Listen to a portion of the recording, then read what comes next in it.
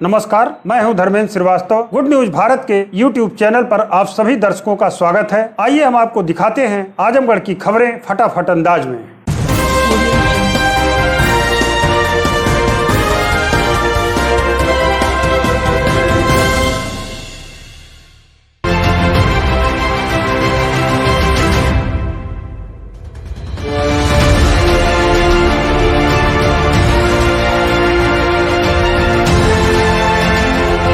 आजमगढ़ जिले में 10 मई को आई जांच रिपोर्ट में 204 नए कोरोना पॉजिटिव मरीज मिले। सीएमओ ने की पुष्टि।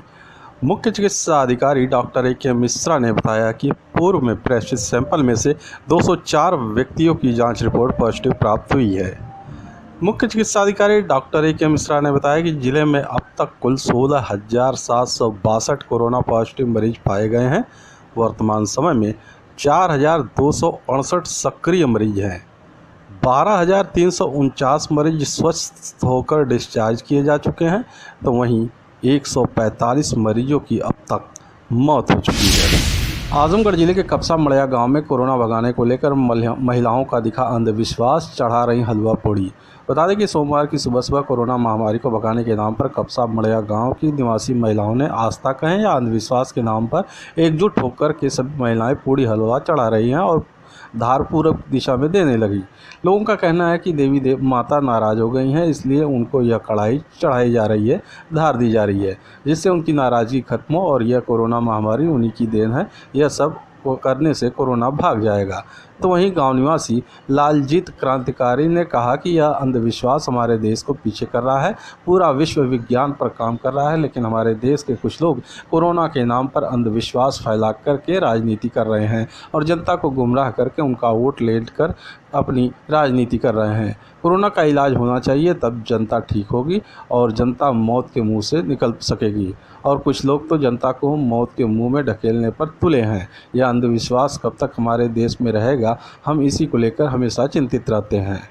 आज सुबह सुबह जो है कि मैंने जा रहा था इसे टहलते हुए, तो कई गांव में मैं देखा ये जो अंधविश्वास के नाम पे, कोरोना के नाम पे हर गांव में महिलाएं जो है कि कढ़ाई चढ़ा रही हैं, हलवा पूड़ी चढ़ा रही हैं, धार दे रही हैं।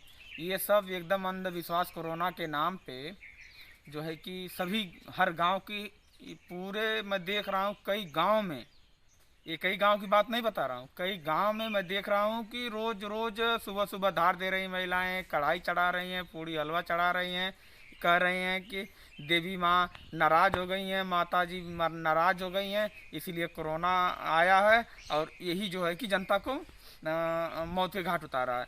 ये कोरोना तो एक बीमारी है, बीमारी का इलाज होना चाहिए, इसकी दवा होनी चाहिए, दवा से लोग ठीक हो रहे हैं, ठीक भी होंगे। तो ये जो हर गांव में ये बिना मास्क के और धार लेकर के गांव में बाहर जा कर के इकट्ठा होकर के सब महिलाएं ये जो कर रही हैं, ये पूर्ण रूप से गलत है, ये पूर्ण रूप से अंधविश्वास है। इस पे शासन और प्रशासन को कड़ी कार्रवाई करनी है। आजमगढ़ शहर क्षेत्र में कोतवाली पुलिस ने चलाया चेकिंग अभियान। अंदर से खुली दुकान को कराया बंद, लगाया जुर्माना।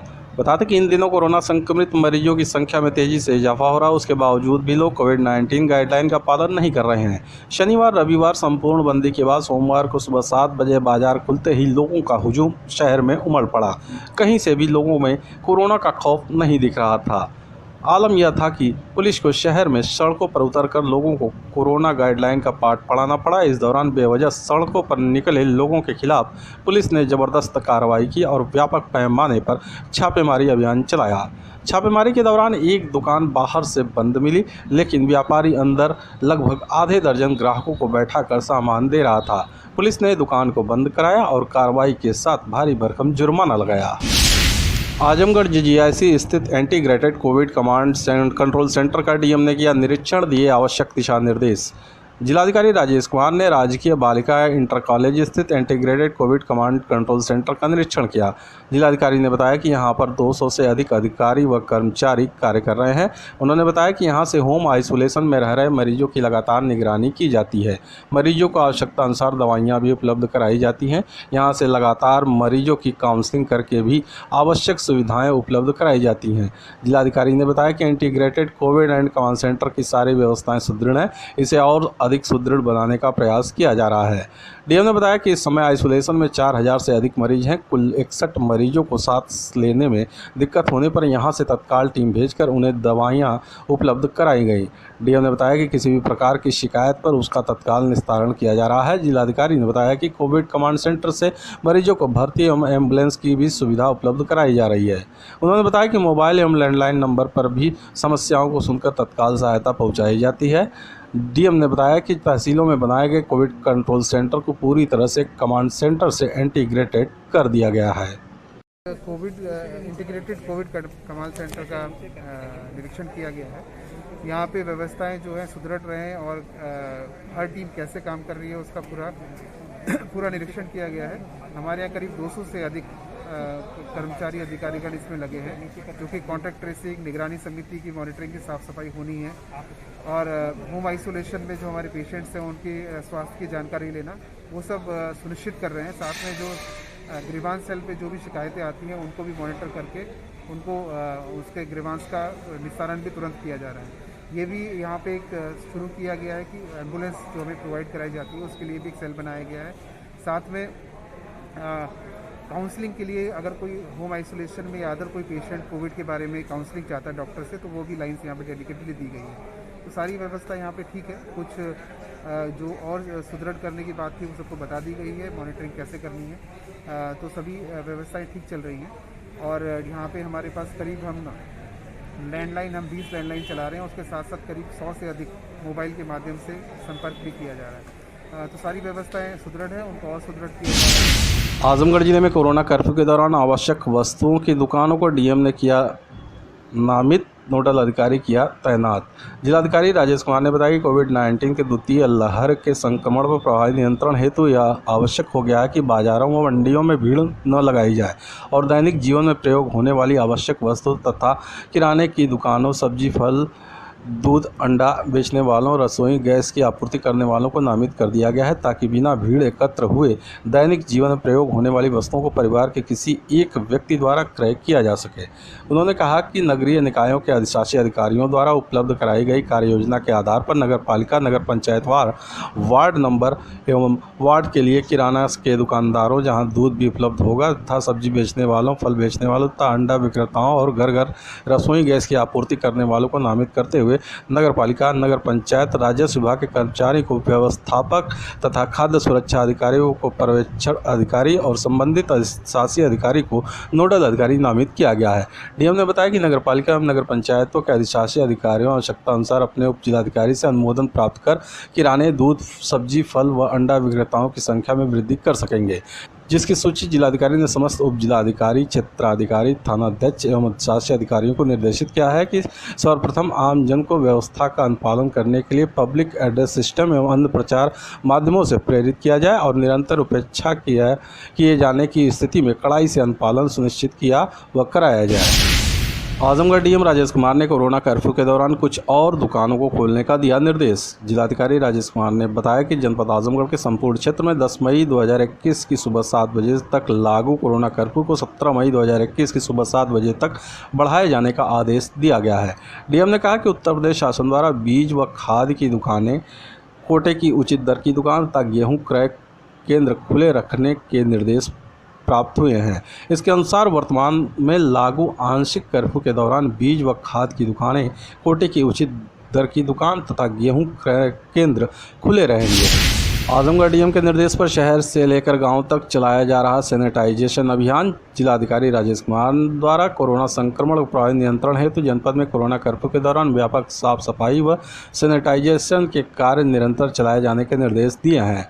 निर्देश के क्रम में जनपद के शहरी क्षेत्रों में सैनिटाइजेशन व साफ सफाई का कार्य निरंतर कराया जा रहा है। इसी कड़ी में शहरी क्षेत्र के अंतर्गत रानी की सराय थाना, रानी की सराय बाजार, रुद्री मोड़, निजामाबाद मोड़, रानी की सराय ब्लॉक, नेवरही बाजार में मार्गों का सैनिटाइजेशन का कार्य जलकल विभाग, नगर पालिका परिषद आजमगढ़ की सैनिटाइजेशन टीम 1 द्वारा किया गया। इसी के साथ ही जिला पंचायत राज विभाग द्वारा कोरोना संक्रमण से बचाव के दृष्टिगत ग्राम पंचायत हड़िया दयालपुर, ब्लॉक ठेकमा, ग्राम पंचायत हड़वा, ब्लॉक फूलपुर, परशुरामपुर, जगदीशपुर, लालगंज सहित अन्य के जनपद के समस्त विकास खंडों में ग्राम पंचायतों के अंतर्गत सैनिटाइजेशन कराया जा रहा है। इसी के साथ ही जनपद आजमगढ़ के 1858 ग्राम पंचायतों में जिला पंचायत राज अधिकारी के निर्देशन में सफाई कर्मचारी के माध्यम से विशेष स्वच्छता अभियान चलाया जा रहा है। निगरानी समिति के माध्यम से कोविड-19 अभियान की जानकारी एवं बचाव हेतु जानकारी उपलब्ध कराई जा रही है। खबरों में हो चला है एक छोटा सा ब्रेक। आप देखते रहिए गुड न्यूज भारत।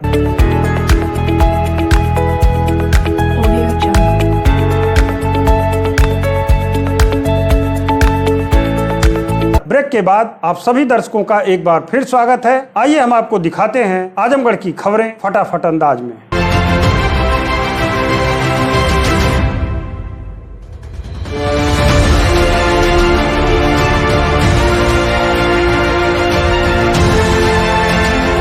आजमगढ़ जिले में शासन के निर्देश पर डीएम ने 17 मई सुबह 7 बजे तक बढ़ाया कोरोना कर्फ्यू। जिलाधिकारी राजेश कुमार ने बताया कि जनपद आजमगढ़ के संपूर्ण क्षेत्र में 6 मई दिन मंगलवार की प्रातः 7 बजे तक लागू कोरोना कर्फ्यू को 10 मई की सुबह 7 बजे तक बढ़ाए जाने का आदेश दिया गया था। पुनः उत्तर प्रदेश शासन द्वारा लागू आंशिक कर्फ्यू को 17 मई सुबह 7 बजे तक लागू रखने का निर्णय लिया गया है। इसके परिप्रेक्ष्य में आजमगढ़ में 10 मई की सुबह 7 बजे से लागू कोरोना कर्फ्यू को 17 मई की सुबह 7 बजे तक बढ़ाए जाने का आदेश दिया गया है। इस दौरान सरकारी कार्यालयों में 50% से अधिक कर्मचारियों की उपस्थिति न हो और शेष 50% कर्मचारी शिफ्ट में कार्यालय बुलाए जाएं तथा यथासंभव वर्क फ्रॉम होम की व्यवस्था लागू की जाए। इस संबंध में पूर्व से जारी आदेश के प्रावधानों के साथ साथ कतिपय दिशा निर्देशों का अनुपालन सुनिश्चित किया जाएगा, जिसमें उत्तर प्रदेश राज्य सड़क परिवहन निगम के माध्यम से प्रदेश के बाहर कोई भी बस नहीं भेजी जाएगी ताकि संक्रमण रोकने हेतु प्रभावी कार्रवाई की जा सके। उन्होंने कहा कि आवश्यक दवा, सर्जिकल की दुकानें ही खुली रहेंगी। उद्योग पूर्व से जारी आदेशों के अनुरूप खुले रहेंगे। केवल दैनिक उपयोग की दुकानें जैसे सब्जी, फल, दूध, किराना इत्यादि को छोड़कर शेष दुकानें बंद रहेंगी। डीएम ने सामान्य जन से अपील किया है कि अनावश्यक बाहर न निकलें और यदि निकले तो अनिवार्य रूप से मास्क पहन कर ही निकलें। लालगंज बाजार में लॉकडाउन के अनुपालन में पुलिस बल के साथ एसडीएम ने किया निरीक्षण।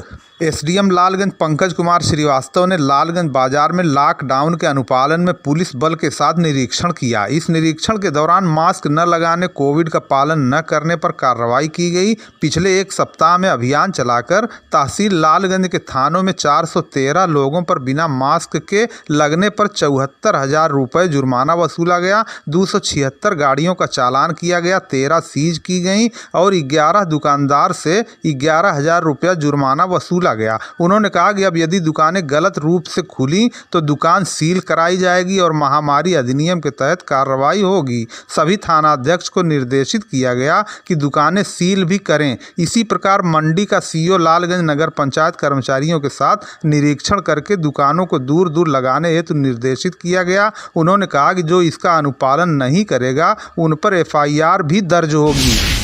देवगांव के मिर्जापुर से पराजित उम्मीदवार पूर्व प्रधान विद्युत प्रकाश चौरसिया ने जनता का व्यक्त किया आभार, कहा सेवा लगातार जारी रहेगी। लालगंज में चुनावी महासंग्राम में कुछ नए लोगों ने जीत का परचम लहराया तो कुछ पुराने प्रधान भी हार गए। जहां जीते प्रत्याशी जनता का आभार व्यक्त कर रहे हैं, वहीं लालगंज विकासखंड क्षेत्र के मिर्जापुर ग्राम सभा के पूर्व प्रधान विद्युत प्रकाश चौरसिया ने इस चुनाव में पराजित होने के बाद जनता का आभार व्यक्त किया। पराजित होने के बाद उन्होंने जनता के आदेश को स्वीकार करते हुए अपने ग्राम सभा की जनता का आभार व्यक्त करते हुए कहा कि उन्हें जो वोट मिले उससे वो काफ़ी खुश हैं, क्योंकि जनता ने उन्हें वहां तक पहुंचाया। साथ ही उन्होंने कहा कि जनता की सेवा में वो पहले भी लगे थे और हारने पर भी सेवा में निरंतर लगे रहेंगे। उन्होंने कहा कि लोगों की समस्याएं सुनी जाएंगी और अपने स्तर से उसे हल कराने का वो निरंतर प्रयास भी करेंगे। विद्युत प्रकाश चौरसिया, इस चुनाव में मैं भले ही चुनाव हार गया, ये मेरी कमी थी कि मैं चुनाव नहीं लड़ूंगा बोल के लास्ट में चुनाव लड़ा। अब मैं जनता का बहुत आभार व्यक्त करता हूं कि लोग कहते थे कि आप 2 वोट नहीं पाएंगे, 4 वोट नहीं पाएंगे, फिर भी जनता ने हमें हर पेटी में 10+ किया और 67 वोट मुझे मिला, 69 वोट मिला हमको। और मैं जनता का शुक्रिया अदा करता हूं कि मैं 5 साल सेवा किया और हमसे किसी ने टूट की बात नहीं किया। कोई 5 साल कोई लड़ाई नहीं, कोई झगड़ा नहीं, विवाद नहीं। और मैं जनता का सेवा करता रहूंगा। और मैं समाज सेवी ग्रुप है हमारा और हम प्रमुख जी द्वारा लग के जो गांव समस्याएं होंगी हर समस्या का हल करता रहूंगा। और हार जीत तो चुनाव में एक क्रम होता है, कभी हार कभी जीत, लड़ाई दो में एक होता ही है। देवगांव क्षेत्र की 70 वर्षीय वृद्धा और 78 वर्षीय वृद्ध सहित राजकीय मेडिकल कॉलेज में भर्ती 9 लोगों की कोरोना से मौत। लालगंज में कोरोना के बढ़ते संक्रमण के मध्य देवगांव की एक वृद्धा और एक वृद्ध के साथ तरमा क्षेत्र के 75 वर्षीय वृद्ध की कोरोना की वजह से जान चली गई। एक दिन पहले ही राजकीय मेडिकल कॉलेज में मौत का ग्राफ गिरने के बाद जहां लोगों ने राहत की सांस ली थी, वहीं दूसरे ही दिन यहां भर्ती कोरोना संक्रमित देवगांव और तरमा निवासी कुल 9 मरीजों की 24 घंटे के दौरान मौत हो गई, जबकि शनिवार को 5 लोगों की मौत हुई थी। नोडल अधिकारी डॉक्टर दीपक पांडे ने बताया कि 8 मई की शाम 4:10 पर भर्ती देवगांव क्षेत्र की 70 वर्षीय वृद्धा ने रविवार की सुबह 8:20 पर दुनिया छोड़ दी और 5 मई को भर्ती देवगांव के 78 वर्षीय वृद्ध का रविवार की शाम 6 बजे और तरमा क्षेत्र के 75 वर्षीय वृद्ध को 8 मई की रात 11:25 पर भर्ती कराया गया था, जिनका रविवार की सुबह 8:30 बजे कोरोना के चलते निधन हो गया। नोडल अधिकारी डॉक्टर दीपक पांडे ने बताया कि मौत की सूचना महानिदेशक चिकित्सा शिक्षा, मंडलायुक्त, डीएम, एसपी तथा मुख्य चिकित्सा अधिकारी के साथ स्थानीय पुलिस को दे दी गई है। प्रोटोकॉल के तहत अंतिम संस्कार होगा। नंदापुर निवासी 11 वर्षीय ताहिर मिर्जा और 12 वर्षीय अम्मार मिर्जा ने रखा रमज़ान महीने का पूरा रोज़ा। जहां 11-12 वर्ष के अधिकांश बच्चे पढ़ाई आदि से समय मिलने के बाद अपना अधिकांश समय खेल कूद में बिता देते हैं, वहीं देवगांव के नंदापुर निवासी पूर्व ब्लॉक प्रमुख मास्टर मोहम्मद अलीम बेग के 2 पोते ताहिर मिर्जा, पुत्र महमूद आलम न्यूटन और मोहम्मद खालिद उर्फ स्टालिन के 12 वर्षीय पुत्र अम्मार मिर्जा ने रमज़ान महीने का पूरा रोज़ा रखा। उन्होंने कहा कि उन्हें रोज़ा रखना पसंद है क्योंकि इस्लाम धर्म में तौहीद या एकेश्वरवाद और नमाज के बाद 5 स्तंभों में तीसरा स्तंभ रोजे को माना गया है, इसीलिए हमें रोजा रखना चाहिए। यह धार्मिक रूप से अनिवार्य तो है ही, इसके वैज्ञानिक दृष्टिकोण से भी काफ़ी फायदे हैं। आपको बता दें, मास्टर मोहम्मद अलीम ने अपने मेहनत से देवगांव के महनाजपुर रोड पर 2 मस्जिदें तामीर कराई हैं, जिसमें एक प्रसिद्ध मस्जिद उमर बिन खत्ताब भी है। इसके साथ ही उन्होंने नंदापुर में स्थित एक और मस्जिद को शहीद करके फिर से अपनी मेहनतों से पुनर्निर्माण करवाया है। लालगंज में अनावश्यक रूप से घूम रहे लोगों को पुलिस ने पढ़ाया लॉकडाउन का पाठ।